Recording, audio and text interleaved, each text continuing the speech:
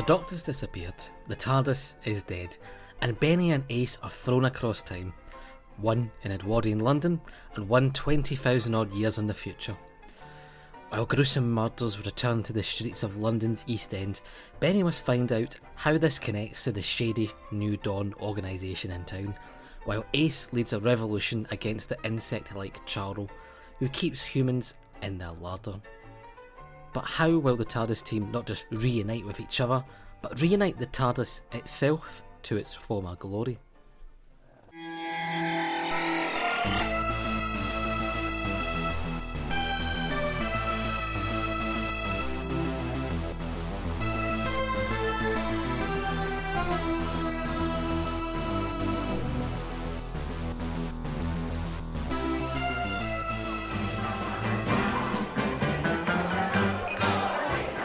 So I was saying to the old China, down the rubber dump, about this book, Birthright.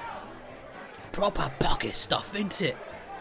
It's got Bernie Summerfield stalking the streets of old London town, having a butchers until the pillars come along. Meanwhile, this other bird, Ace, she's on another planet, literally. They're donkey's ears apart. Hello, Anthony? No, damn laptop's jigged things up again. Hold on, where the hell am I? Hold on, check things, check.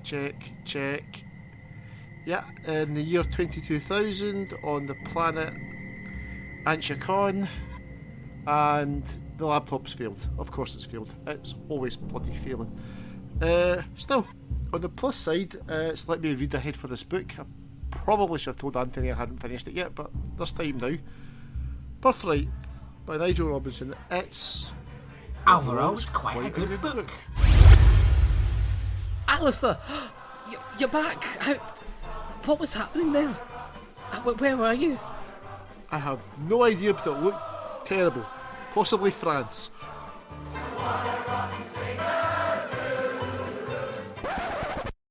Well,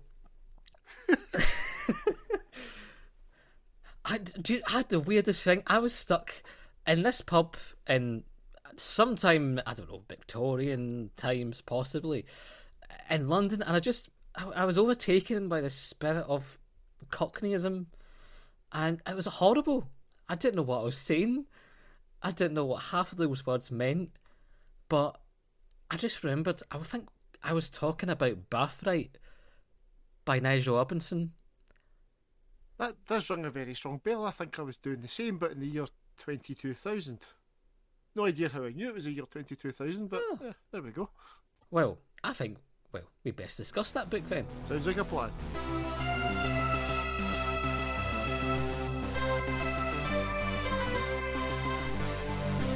Hello, and welcome back to Too Broad and Too Deep, the Doctor Who podcast, where we discuss the Doctor Who Virgin New adventures from Time Worm Genesis all the way through to the dying days. I am Anthony, and I'm joined, as always, by Alasdair. Hello, Anthony. How are we doing? I'm not too bad. I'm glad to have you back. I think we were to have a guest, but I think they might have got lost somewhere in the South Pole, so we don't quite have them yet. Perhaps next time. But perhaps next time. But in the meantime, I've been doing not too bad at all. In fact, I met a Virgin New Adventure writer this month. Yes, I believe I saw this in your Facebook. Yes, it's one that comes down the line, but Russell T Davies was, for some reason, in Pitlochry, which I was surprised at, but it was for the Out in the Hills festival, which I think Alan Cumming is involved in, and I think he perhaps met him recently over the past few weeks and got him to be a last minute guest when the guest who's going to be there pulled out. It was interesting because, you know, it's Pitlochry, it's quite a small town. The audience for what was an LGBT plus kind of cultural festival, it was a conversation of Russell T Davies with Jackie Kay, who, you know, was former Macker, quite a well-known poet, in Scotland, and the audience, it was a very interesting makeup because it was predominantly middle-aged older lesbians who were there for Jackie Kay over any Doctor Who fans who were there to see Russell T Davies, because I think even for many probably Pitlochry's maybe a bit of a stretch, but it's only about an hour and a half on the train from Glasgow, so it wasn't too bad to go to. It's been pinging on my radar a fair bit recently because Alan Cummins took over as the theatrical director of the theatre there. So yes, it pings up on my Facebook feed on several occasions. Well, indeed. I mean, he was there. He introduced it, at which I was surprised at. So he was cutting around, kind of chatting to folk, and was very nice. As was Russell T Davies, to be honest. They had a kind of signing afterwards with Jackie Kay and RTD, and it was quite telling because there was a big queue of, like I say, middle-aged and older lesbians who were all holding their copies of Jackie Kay's work that they love, and then there was like mere smattering of kind of some folk who wanted to get something signed by RTT, which I guess shows, there's a fandom strength for everything, and in Pitlochry it's very much for Jackie Kay, or at the very least, when especially you do an LGBT festival. But yeah, aside from that, I read literally on the train and back what we're doing today, which is Birthright by Nigel Robinson, which is his second book into Doctor Who, but I think perhaps his last. I don't think he has done another since for VNA's, EDA's, Missing Past. He's not done any of them, but it's one that like I said, from the journey on the train, that's how quickly I got through it. I think it's quite a brisk read, and it was my first time reading it, and I'm surprised at that because it's one that I thought I probably would have loved if I picked up when I was younger. But was this one that you picked up younger, or did it pass you by? No, I did pick this one up, but not, as is quite common with me, it's after the fact when it was recommended by a friend of mine.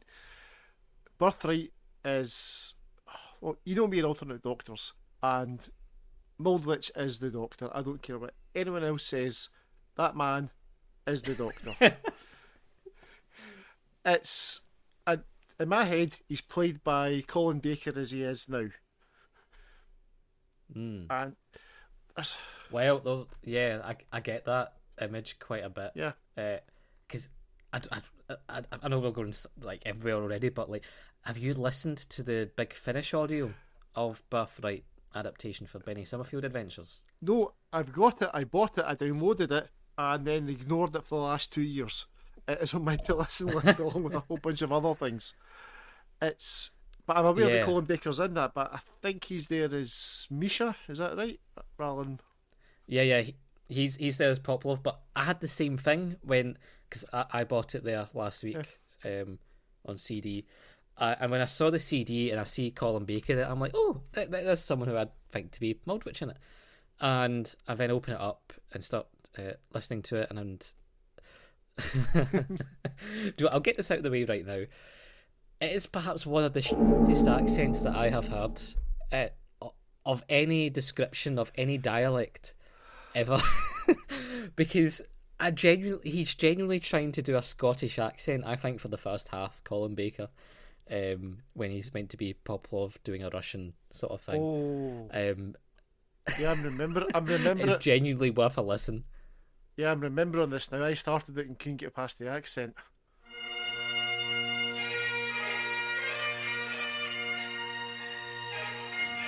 Times are becoming ever more and more violent when a young lady can't even walk the streets of London without fear of being assaulted. He was after your money, I assume. You are carrying a great deal of silver.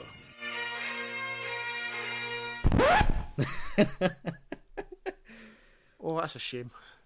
Like, it's a bizarre accent that I don't think has been replicated anywhere, because even the Scottish part of it, it's this kind of it's still got the tones of Colin Baker's voice, like, because you can recognise him amongst this sort of Sean Connery-esque, but an ironic thing, given Sean Connery's strength of accents, to be able to have this weird, Sean Connery style accent, kind of come through with Colin Baker notes.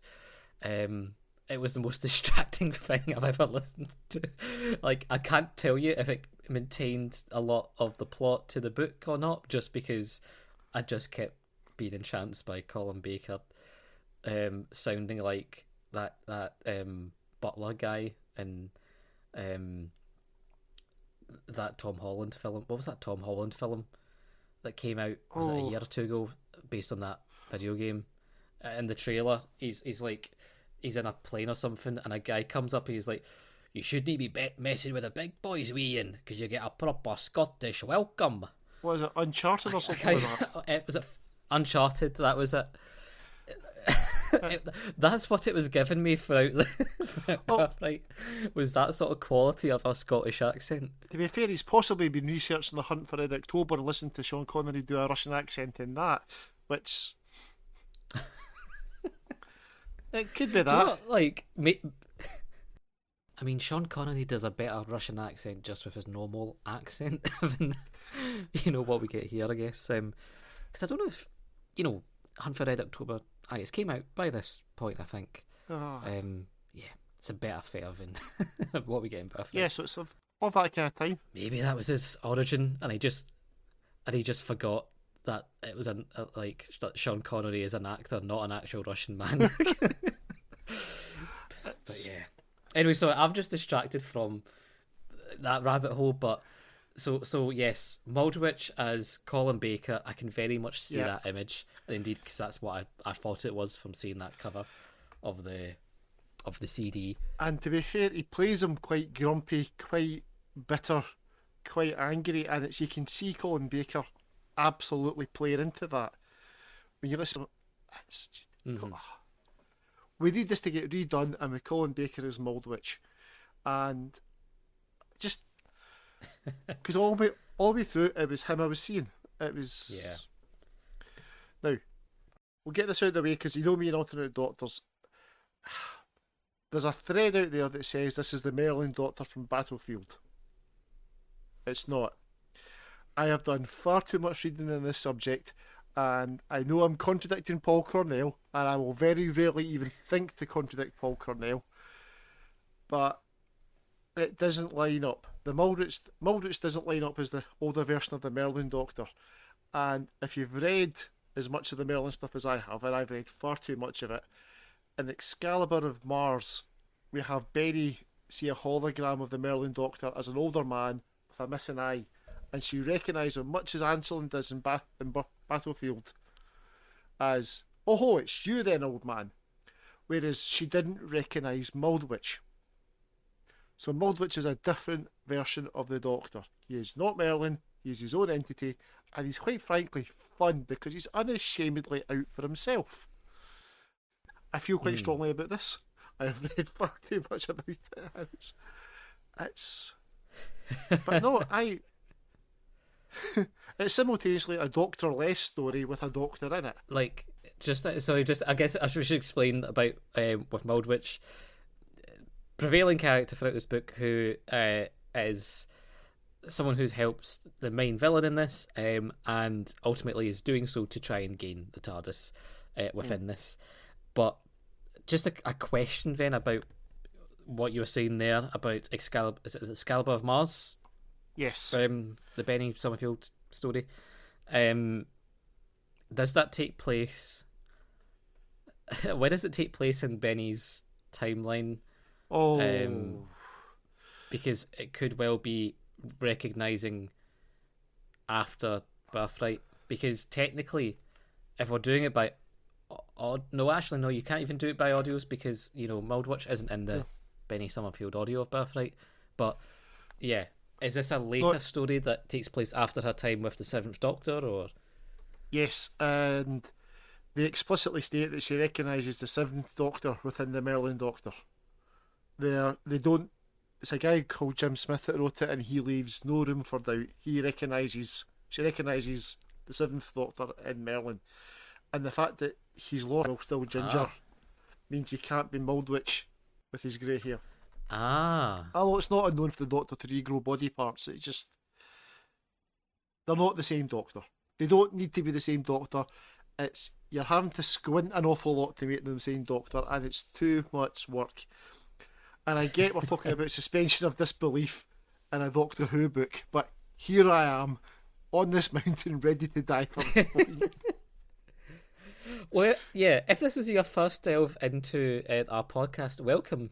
As we discuss the intricacies of the Merlin Doctor about 10 minutes in. Yeah, I guess since we're on Mildred now and you know, this character, I wasn't viewing it as like some Merlin Doctor. I know that it's maybe possibly, from a fan's point of view, the most prevailing thing to read into, because that's maybe the most recency bias you might have of a future Doctor because of Battlefield being on TV only 4 years ago to this. So that's the main discussion. I didn't even think it to be the Doctor. Like, there were descriptions of this person in terms of how they, like, the mannerisms and their morals that made me think of this as the meddling monk throughout it. Even near the end, and a scene in the TARDIS where he's clasping his hands, and I could literally imagine Peter Butterworth do this. So I just was seeing this as you know, the meddling monk throughout, and I didn't see anything that made this not the meddling monk, for me at least. Yeah, and it fits with the thematic thing of just having him exiled every time, because that's what the Doctor tends to do every story. The meddling monk appears, from, you know, Time Miller to DMP. Yeah. Now you're saying that, you're right. If you take out the Doctor's conversation at the end, then it could 100% be the meddling monk. Yeah. I mean, even in that end conversation of the Doctor and him, I could just see it as similar vein of Doctor having a catch up in the same way, you know, Pertwee does with Delgado in jail and the Sea Devils or something. It wouldn't be too out of place for me to see that happen, perhaps. But yeah, how dare you derail my train of thought with a good point? Well, yeah, I mean, like, this is the thing, we're getting the heavy fan stuff out of the way, because thankfully this is not a book that, as much as there are fan deep stuff within it, the predominance of this, and it's really good stuff, is not that side of it. But yeah, overall, I think with, you know, the Mildred stuff, I wasn't, you know, too bothered about that character, although he was the most interesting thing from that planet for me. So I did find, you know, that sort of scheming stuff, and it just it fitted in the same way, like, you know, when the meddling monk's trying to perhaps team up with the Daleks to get a time machine back, like in Dalek Master Plan. Like, there's similar veins of, you know, characterization that just made me think this is the meddling monk throughout it. But yeah, no, that's fair. That's valid. Birthright. It's a book. It's Nigel Robinson's second book. That, what was it? 1993. This came out. We're in the thrust of the 30th anniversary, and it does something that, at the same time, Bees tries to be radical, whilst doing a lot of home comforts. You know, this is a book without the Doctor literally in it. He is in the background as Per in some scenes, but this is just no Doctor story in a Doctor-like book, but set in places that folk feel comfort in a lot of Doctor Who circles. You know, the Victoriana, as it were, even though it's past the Victorian era. that side of London in the 1900s. A very classic bog standard, beige 70s Doctor Who crew in space with Ace's plotline on a barren planet. There's a lot of like comforts within this, whilst at the same time having no Doctor to do it with, which I think is quite a bold move to try and do. This is still only 2 years into the range, to just be like, we're trying a Doctor light story, when that hasn't been on screen. Oh yeah, this was a deeply ballsy move. You felt the Doctor's presence, and he lingered here and there. And Margaret Wakefield. Margaret Waterfield. I forgot her last. Waterfield, thank you. The lilies at her funeral. What a stupidly nice touch. He's there, but not in any substantial way that matters.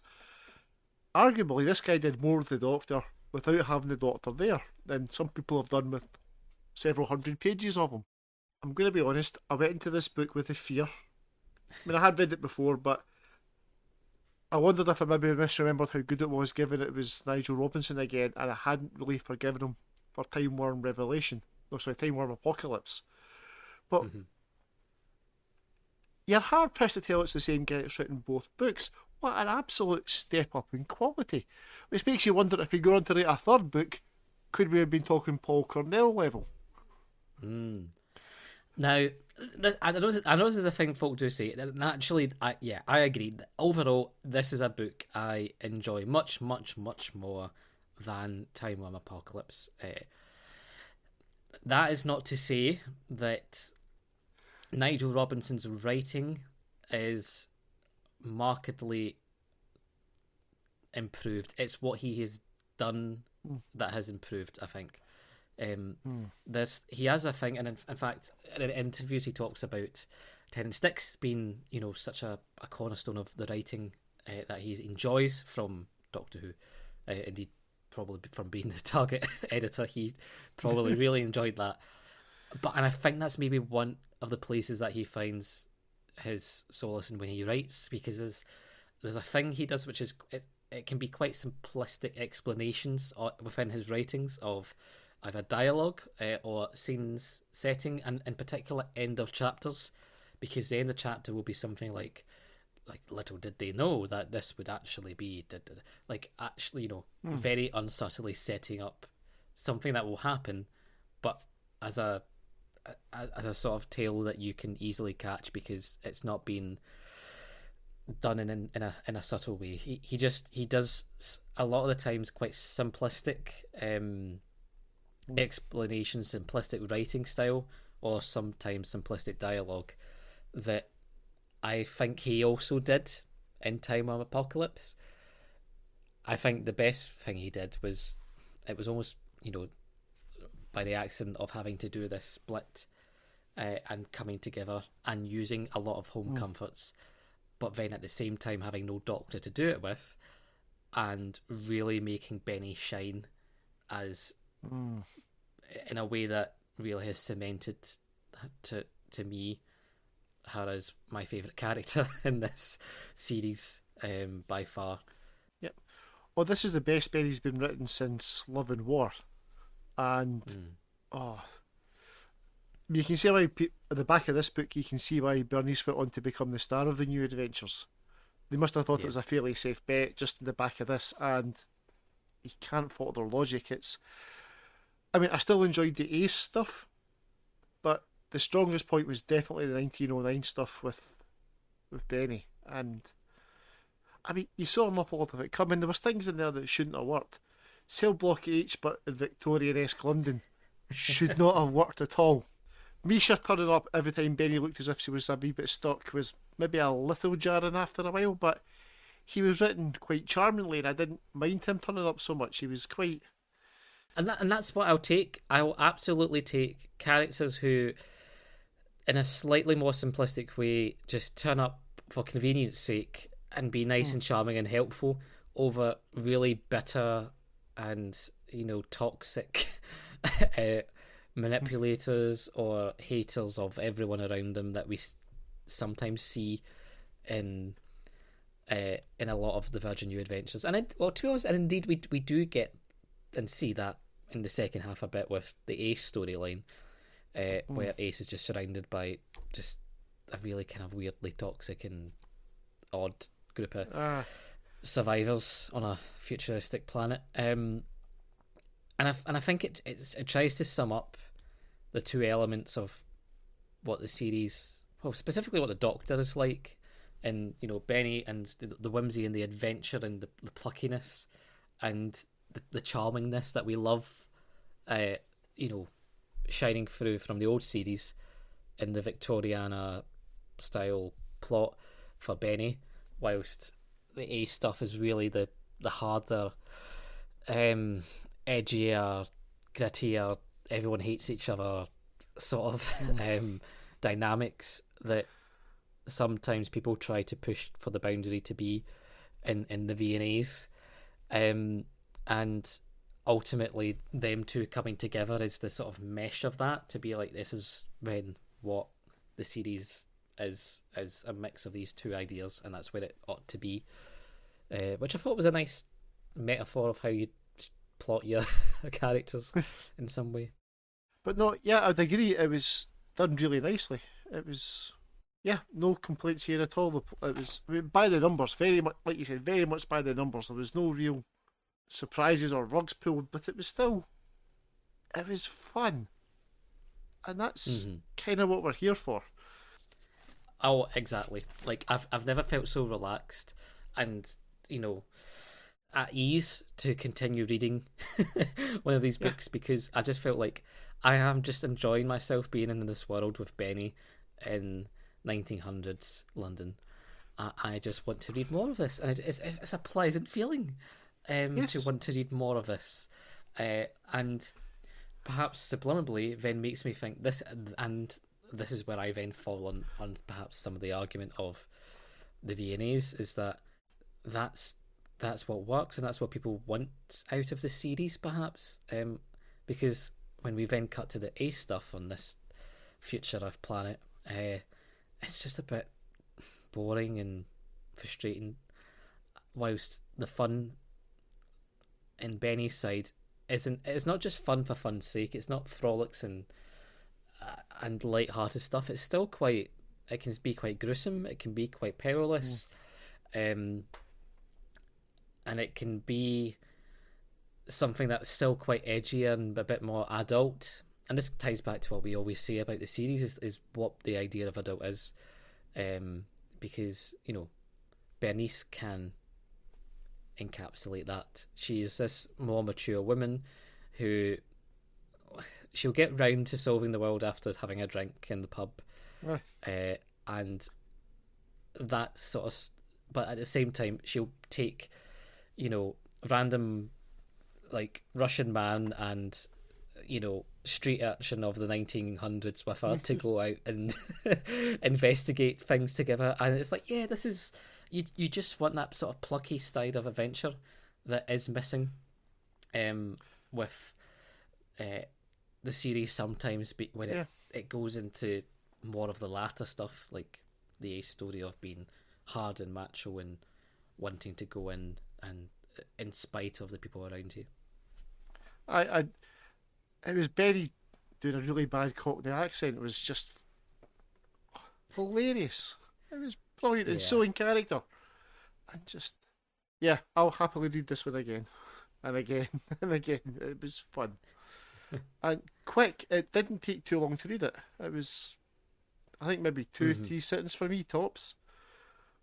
And even then it was life intruding rather than, right, I'm bored now, I'm putting this down. It was,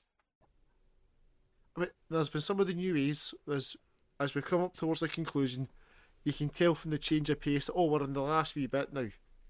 And there's been times I've gone, oh, thank God. But here it was like, we're in the last lap. Aww. Yeah, no, exactly.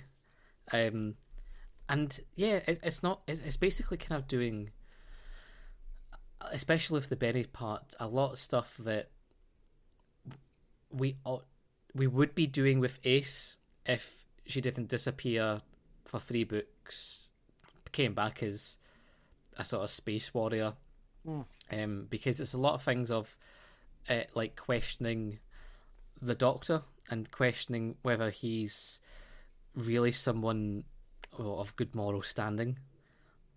So things like, Benny thinking that could he have killed Margaret Waterfield within this house just to stop her from getting stuck in the night around the East End of London.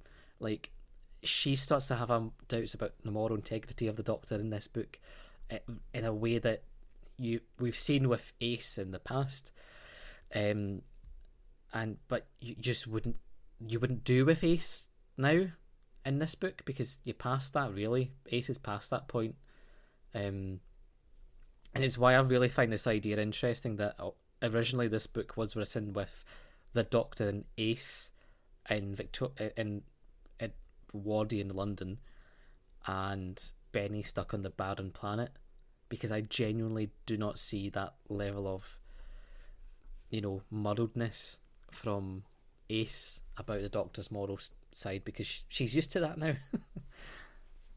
So I guess the main thing in the Victorian, I keep saying Victorian, it's just, why could he just set it like I don't know, 8 9 years earlier before? Yeah, that would be easy.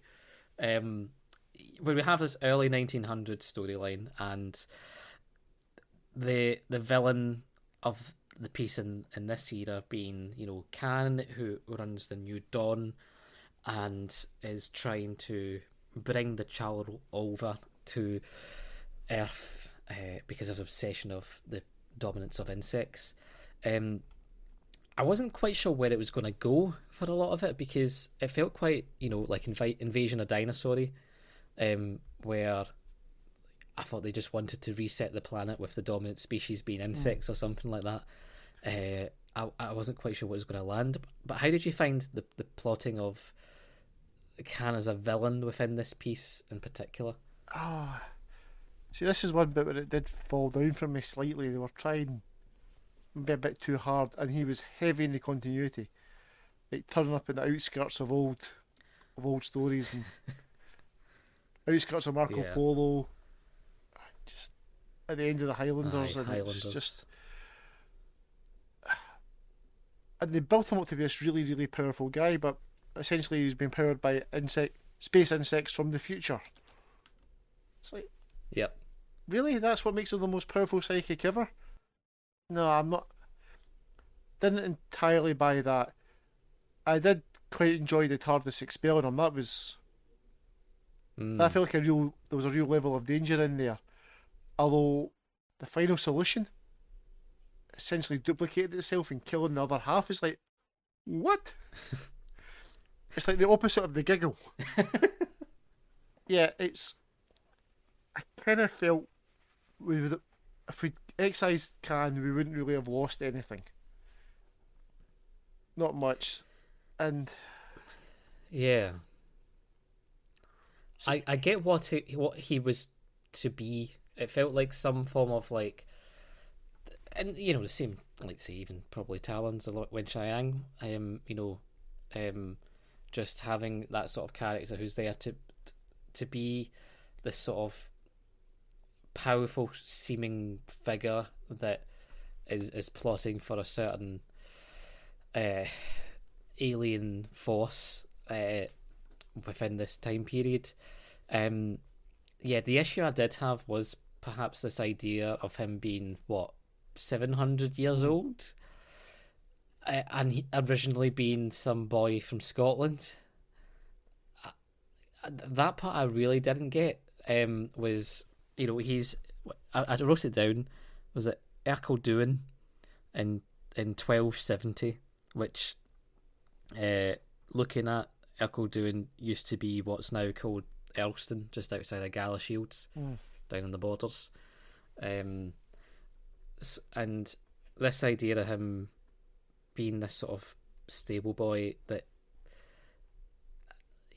I didn't know how he has this ability to know when the TARDIS is arriving who the lady was who tempted him in the 13th century.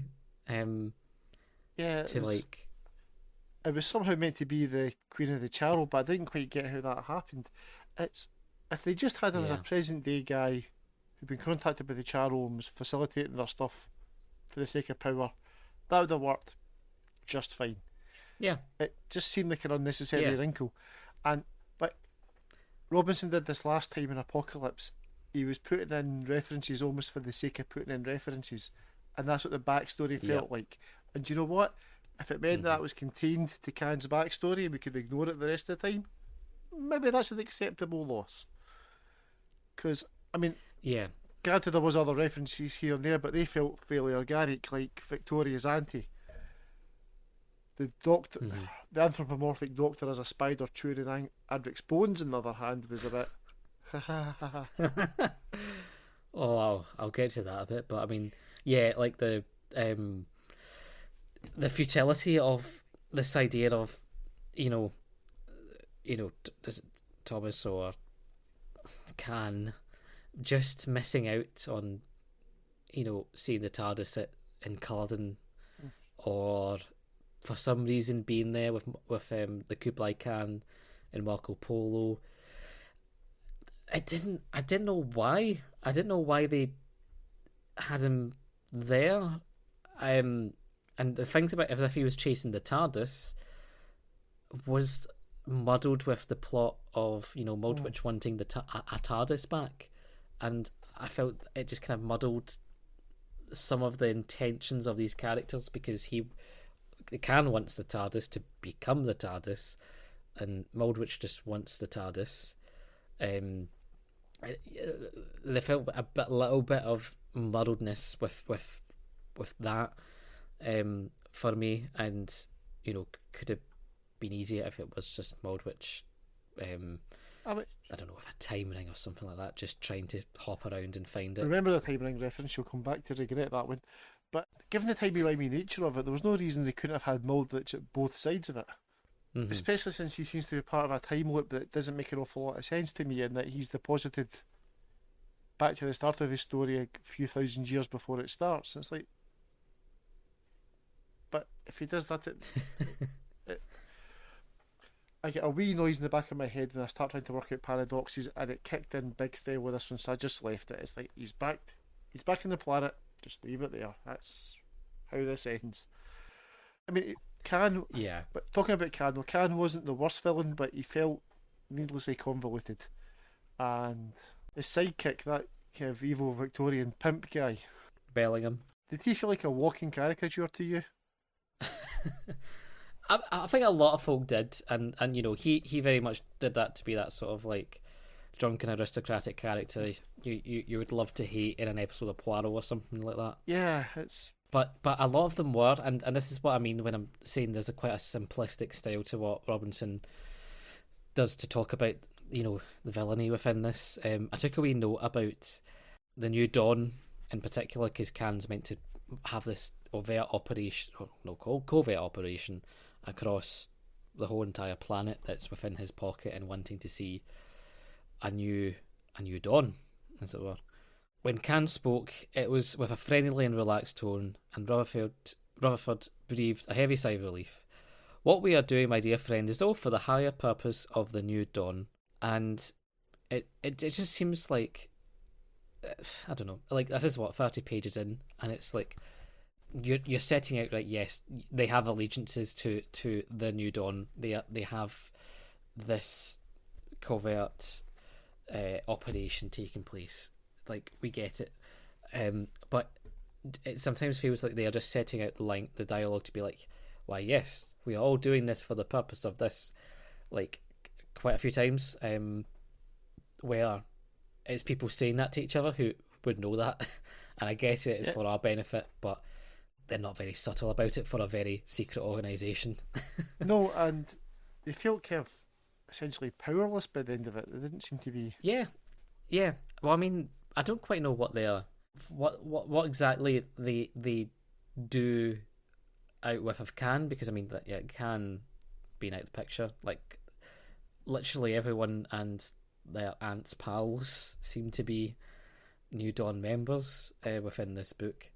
Like, is it an organisation that will keep going to try and bring the child back or do something else? Or I don't know. They kind of reminded me of the Brotherhood of the Cruciform Sword from Indiana Jones and the Last Crusade. Quite cool. Turn up at the right points for plot purposes, but ultimately don't really do anything. They definitely had that kind of energy to them.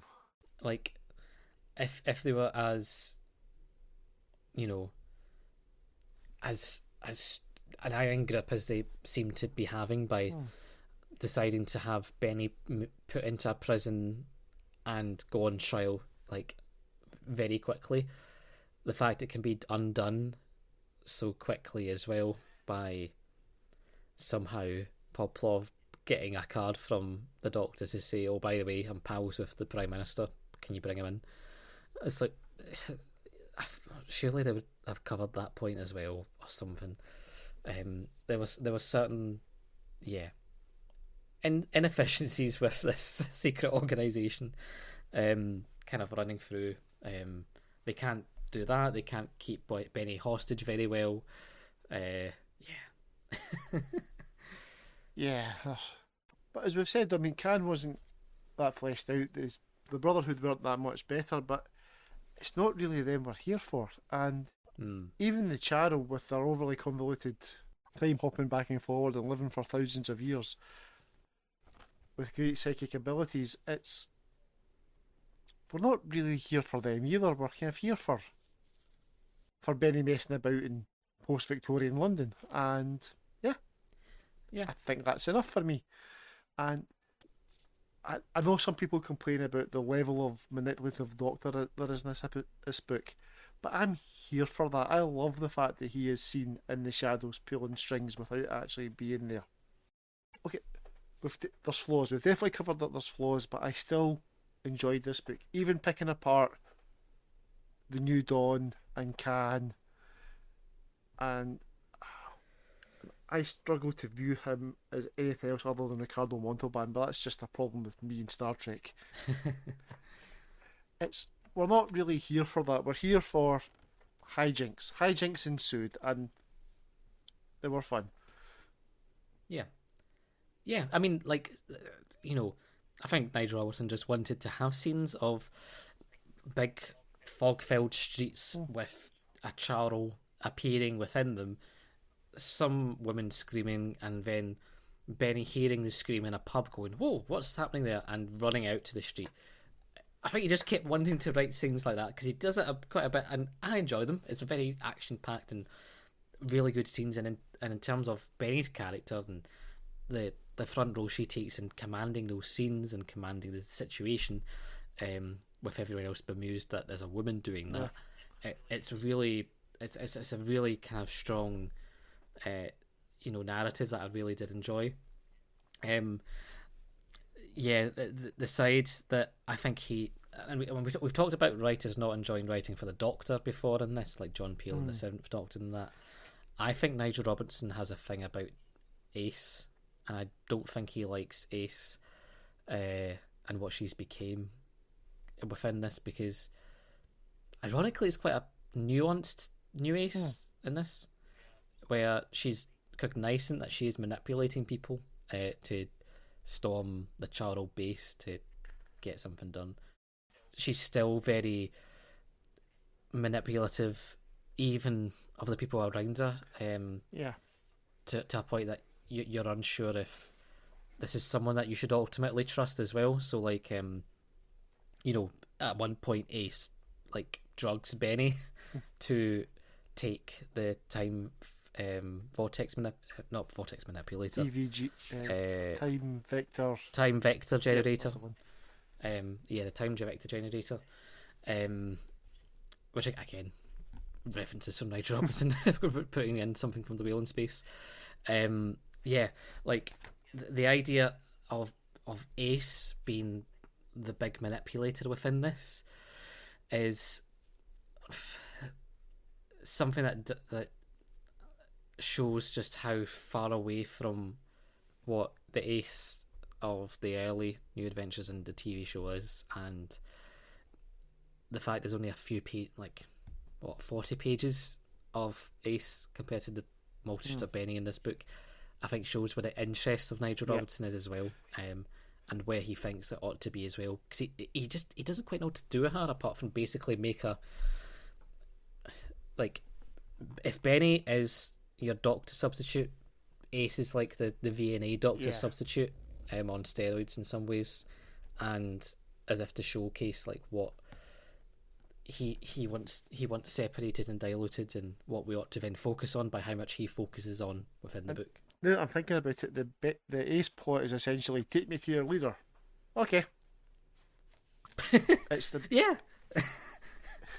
Well, no, it's not even that. It's literally one of the Charles coming saying, "Can you come to my leader?" Because, like, she does the storming, doesn't quite work, but then a child just appears as like, "Oh, by the way, can you pop up and see my mum?" Like, jeez, it just felt like an appendage of a plot that we didn't need, but at least was there to just keep Ace away.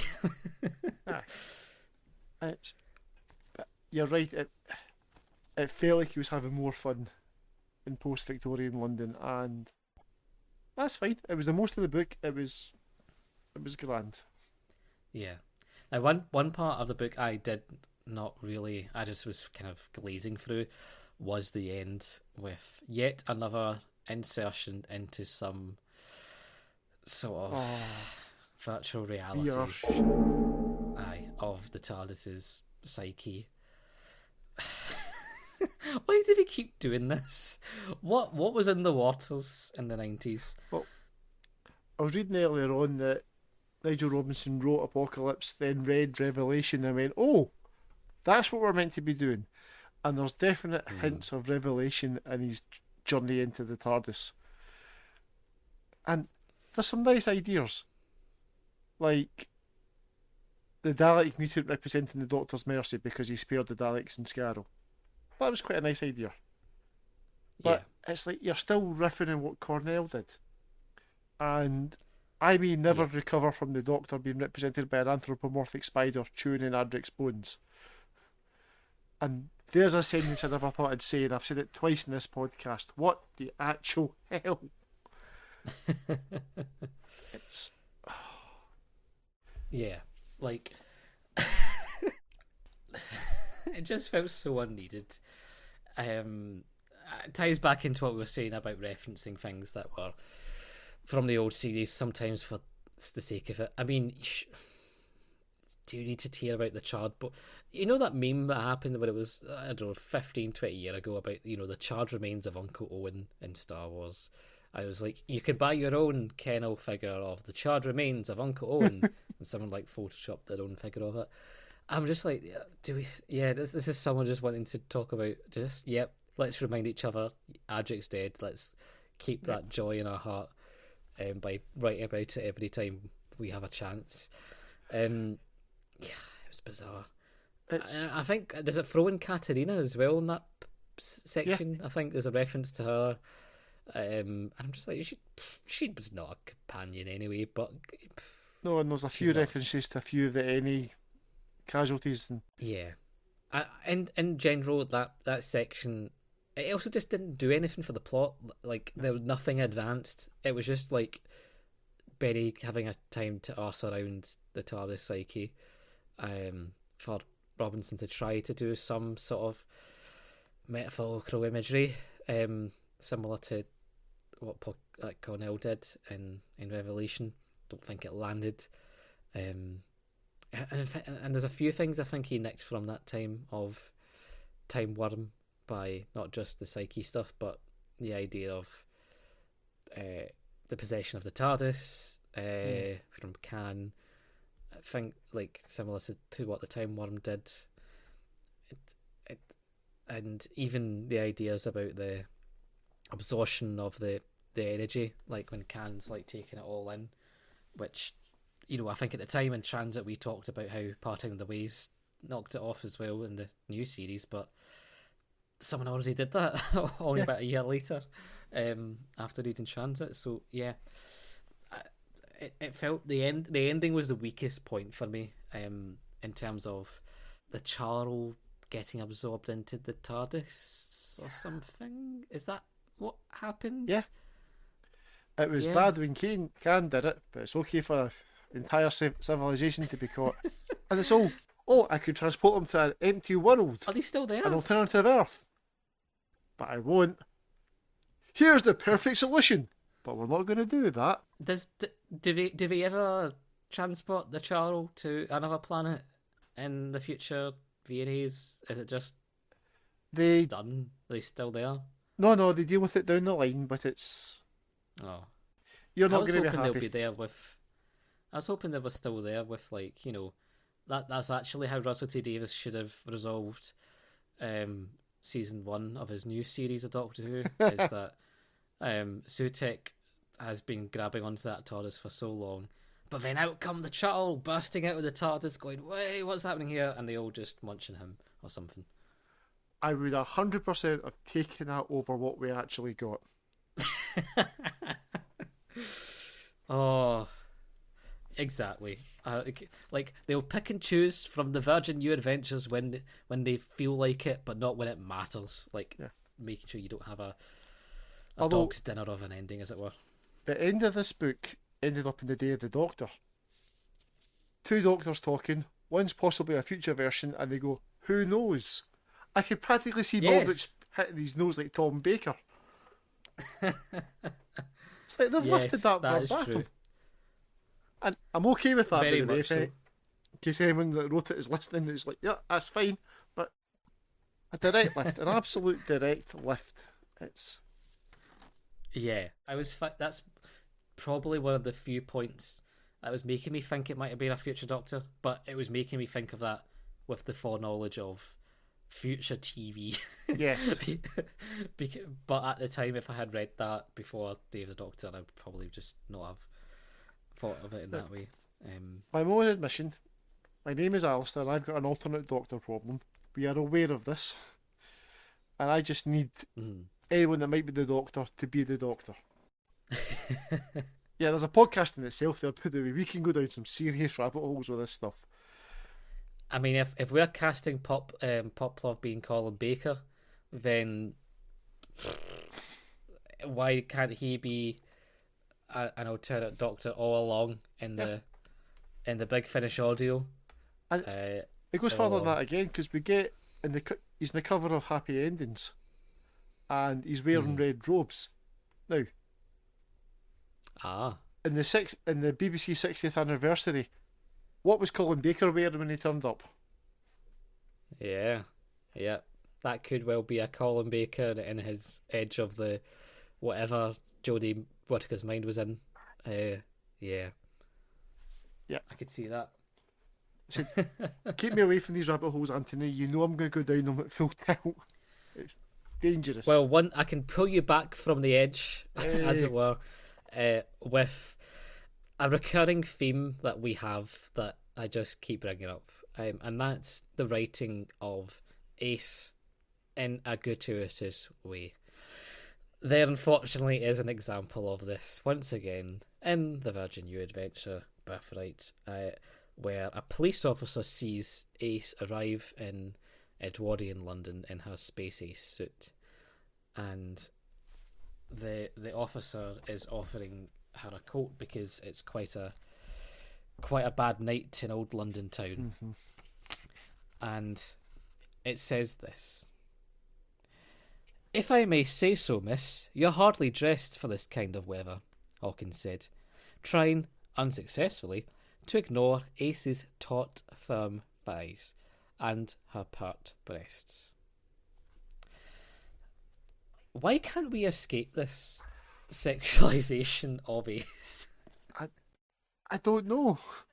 What is this necessity to have, gratuitous descriptions of Ace within these books?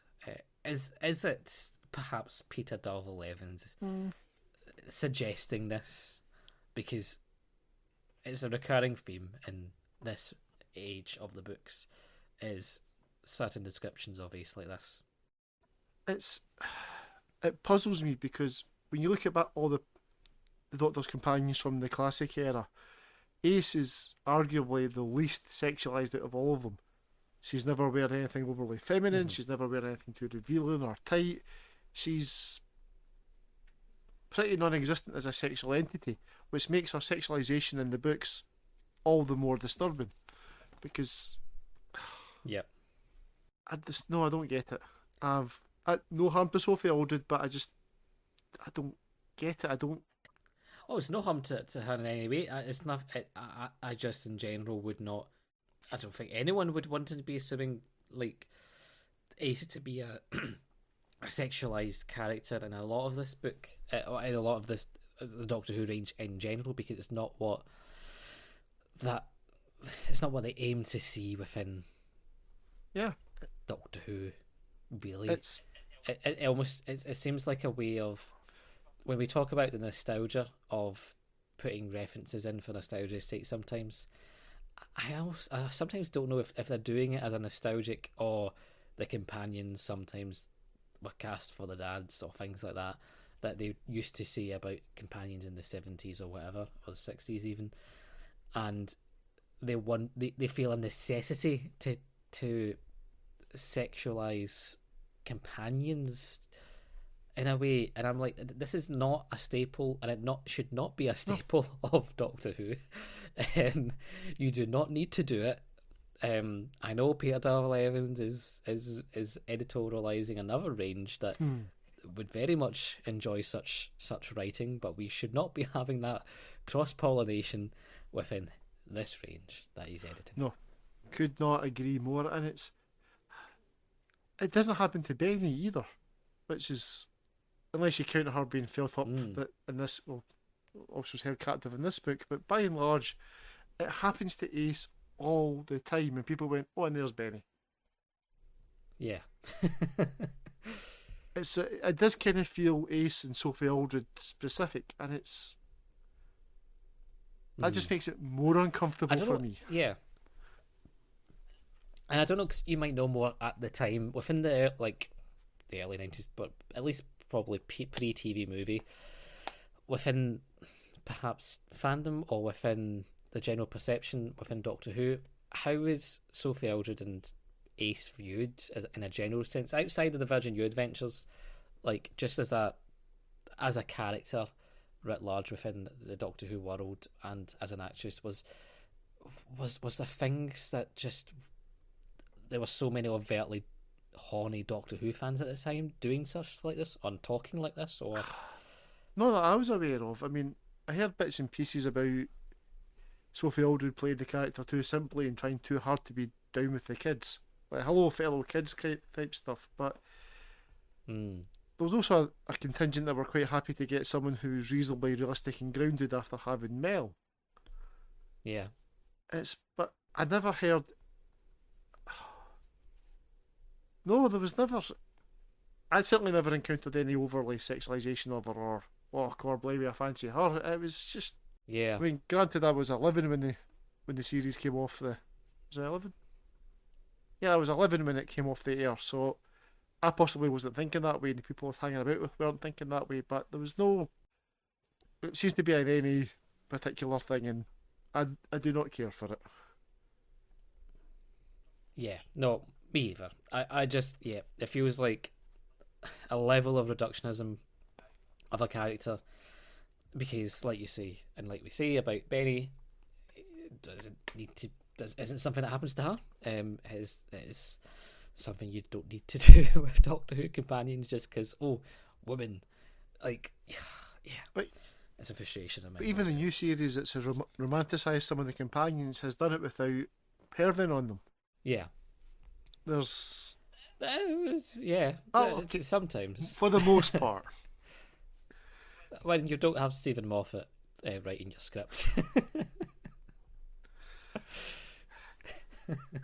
He was quite insistent she was a kissogram. Emphasis on kiss. Kissogram. But yeah, it's... I'm sure she winched them. Yeah. But yeah. Anyway, other than that, I just wanted to highlight that because it is a recurring theme, and I don't care for it. And I do hope it ends. Yeah. Yeah. Oh well. But other than that, I don't know. Did you have any other thoughts, any other notes that you wanted to bring up about Birthright? No, to be fair, I tackled them most of them head on in the opening few lines. You've had your alternate doctor. I'm quite happy. Everyone else can just alternate doctors, post-Victorian hijinks. That'll do. That was me. What about yourself, Anthony? You get. Aye, I think that was my main thing out of it. Is what I enjoyed was Benny within that Edwardian era and just the spirit and joy that she brought to that. The level of characterization that she had of being fun with people, but very firm when they were not, being a helpful or assisting, and wanting to help people as well. She was very on the fly and very unplanned. She was nothing like a Seventh Doctor who does master plans and all of this. She just was very haphazard, and I love that sort of spirit of haphazardness with her. And because that was the vast part of the book, I got carried through this book quite well. The writing's fairly simpler than perhaps some others, but it tells the story it needs and nothing more. It's one of the shorter V&As we have going.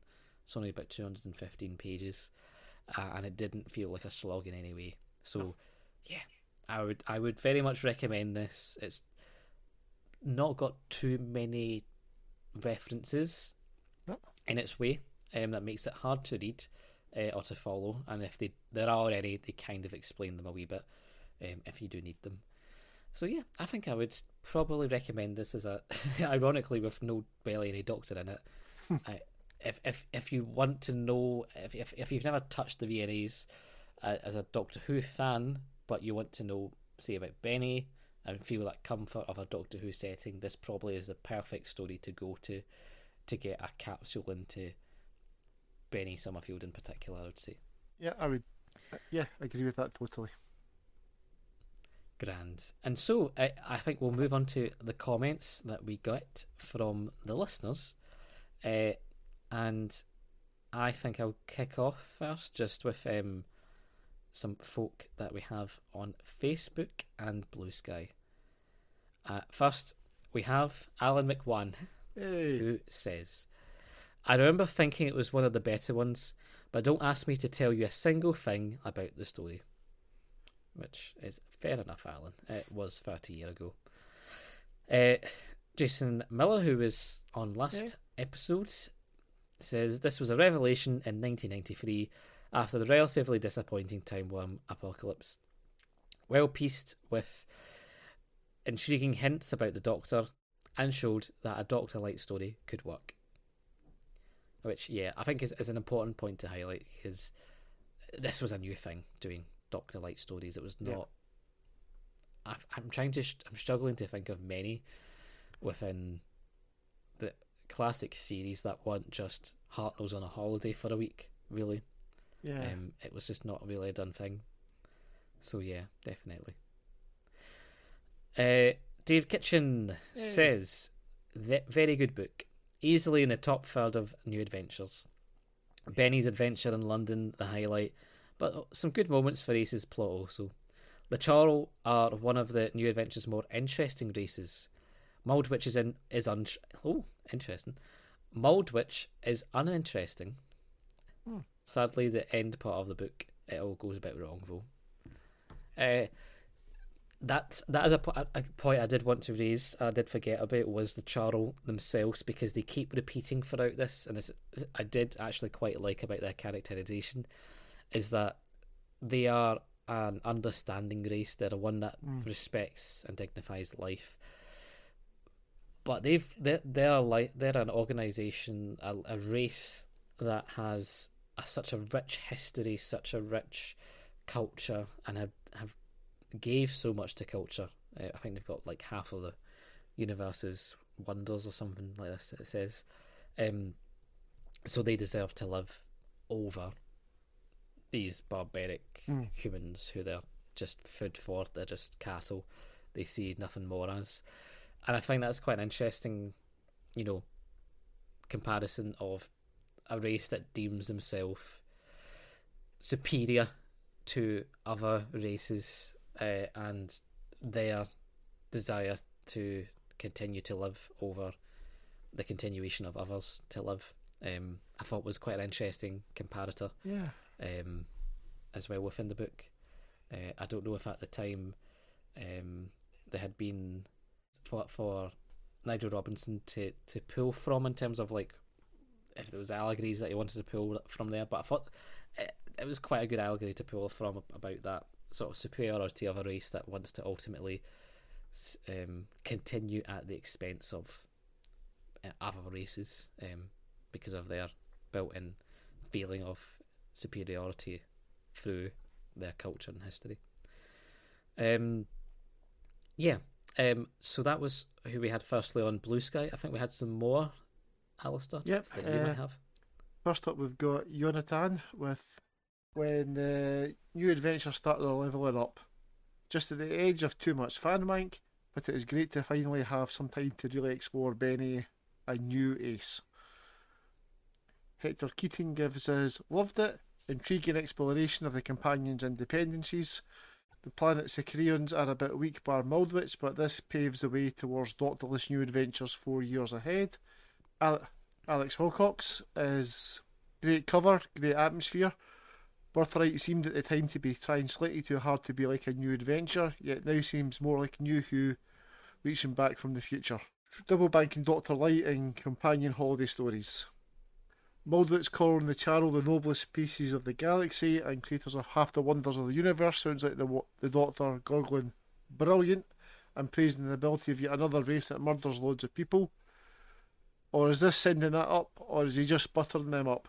But then you get to the plan and, hang on, this seems familiar. I know who this is. He's the Master from Last of the Time Lords. It's the second shortest new adventure. Now Nigel Robinson writes both the only two NAs under 60,000 words, which sometimes feels slight, but mostly you assume there's another 30,000 words off page in which the Doctor's doing all the stuff that makes him much more a presence in this book he's not in than he is in several other NAs where he's supposedly the lead. And yeah, Alex raises a good point. That is one beautiful cover. That is, yes, it's one thing we haven't discussed.